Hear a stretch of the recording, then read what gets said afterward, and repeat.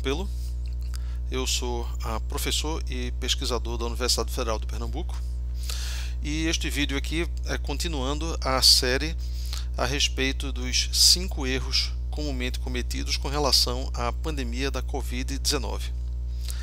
Dessa vez eu estou usando esse fone de ouvido com microfone e eu espero que isso possa melhorar um pouquinho a qualidade técnica. Veremos. Bem, o vídeo de hoje é a respeito do erro que eu apresentei como sendo o número 4, que tem a ver com presumir que nós podemos controlar o isolamento social da maneira que nós quisermos. O vídeo anterior falava a respeito da eficácia do isolamento social, mas agora eu quero falar a respeito do assunto de até que ponto nós podemos controlar o isolamento social ou fazer com que esse isolamento social se comporte da maneira que a gente queira, né? Aí, para isso, vamos avaliar dados nacionais e especificamente vamos focar em dados de Pernambuco, porque eles estão mais completos e porque eu sou de Pernambuco, sou pernambucano e esse assunto me interessa, mas também, principalmente, porque os dados estão mais completos em relação a uma série de coisas. Então, vamos lá. Bom, então vejamos. Este gráfico aqui representa a média móvel do isolamento social em Pernambuco entre 7 de fevereiro e 12 de junho. E como se pode ver, existem períodos de valores mais altos e mais baixos e certas oscilações ao longo desse tempo. Vamos agora sobrepor sobre essa curva indicativos das datas em que medidas restritivas foram implementadas pelo governo de Pernambuco para aumentar o grau de isolamento social. Aí aqui estamos.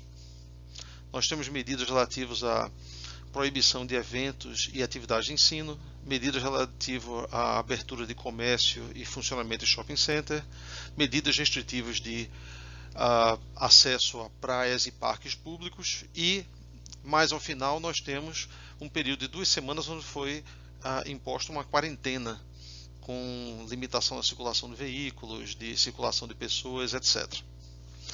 O que nós podemos ver inicialmente nesse gráfico é o seguinte, é que parece que realmente por volta do dia 17 de março, com o início das primeiras proibições, houve um aumento sim do isolamento social.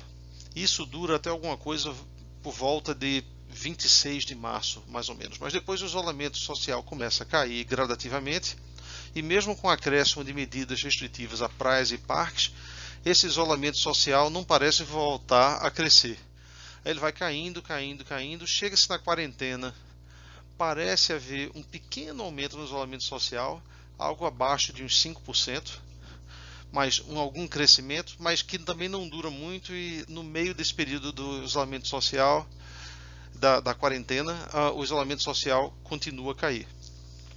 Então, à primeira vista, a gente olha aqui e a gente tem a impressão de que as medidas restritivas têm impacto limitado sobre o isolamento social. A gente não tem muita capacidade de controle não. Talvez um crescimento inicial alto, porque se restringiu muito o que as pessoas poderiam fazer. Então, é claro que isso reduz os deslocamentos das pessoas, mas parece que rapidamente esse efeito começou a decair. Agora, quando a gente observa as variações do isolamento social em Pernambuco e começa a comparar com o que acontece no Brasil como um todo, a gente vê uma coisa curiosa, que é o que aparece nesse gráfico aqui. Pernambuco está em laranja, como no gráfico anterior, mas agora nós temos a curva para o Brasil, que está em azul. E o que a gente observa é o seguinte, é que até por volta do dia 26 de março, as curvas de Pernambuco e do Brasil como um todo são praticamente idênticas, sobrepostas. Depois do dia 26, há um ligeiro distanciamento das curvas, ainda na faixa de 5%, chegando até no máximo 7%, onde Pernambuco fica um isolamento social um pouco acima do Brasil como um todo, mas sempre acompanhando o mesmo padrão, né? Quando um sobe, o outro sobe, quando um desce, o outro desce.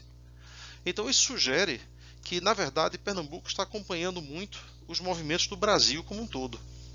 E, de fato, se nós relacionarmos o índice de isolamento social no Brasil com o índice de isolamento social em Pernambuco, a gente encontra uma relação muito estreita, muito próxima.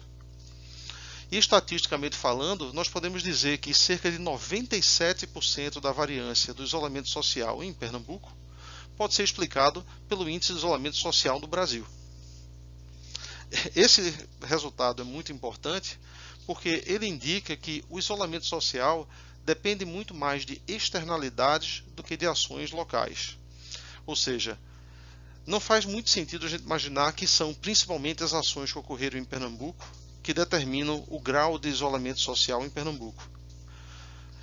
Faz mais sentido a gente dizer que Pernambuco está reagindo às mesmas coisas que o resto do Brasil como um todo está reagindo. Então, na verdade, isso significa que as ações locais estão importando muito pouco. Consequentemente, não é razoável a gente esperar que ações de governos estaduais e municipais tenham um controle muito grande ou muito preciso sobre o isolamento social da população. Bem, então parece que as evidências tiradas desse exemplo de Pernambuco sugerem que o isolamento social de uma comunidade não é nem de longe tão fácil de controlar quanto se pensa. Ele não apenas tem eficácia duvidosa para o controle da pandemia, como nós já vimos antes, mas ele em si é difícil de controlar. Essa parece ser a principal conclusão. Muito bem, então vamos ficar por aqui. Certo? Eu desejo a todos o melhor, espero que todos fiquem bem e até o próximo vídeo. Obrigado.